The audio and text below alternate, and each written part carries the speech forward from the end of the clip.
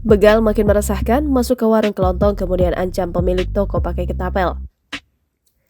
Begal bersenjata ketapel menggasak isi warung kelontong di Jalan Malengkeri, Kecamatan Tamalate, Makassar, dilansir dari Tribun Makassar.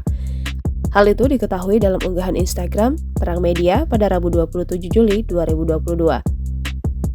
Aksi dua kawanan begal itu pun terekam jelas kamera CCTV warung. Pemilik toko, Arman, menjelaskan mulanya kedua pelaku berpura-pura hendak membeli rokok. Setelah ia mengambil barang yang hendak dibeli, salah satu pelaku mengeluarkan ketapel dan mengarahkannya langsung ke depan wajah. Arman yang kaget ditolong langsung lari ke samping warung meminta pertolongan. Pelaku pun kabur melihat Arman lari yang berteriak hendak meminta pertolongan. Menurut Arman, kejadian serupa bukan kali pertama yang dialami. Ia mengaku tahun lalu juga pernah mengalami insiden ini, pelaku berhasil mengambil uang di laci.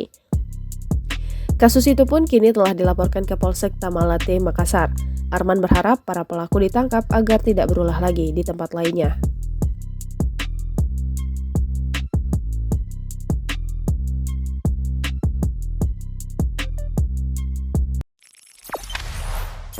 Jangan lupa subscribe, share, komen, dan like ya!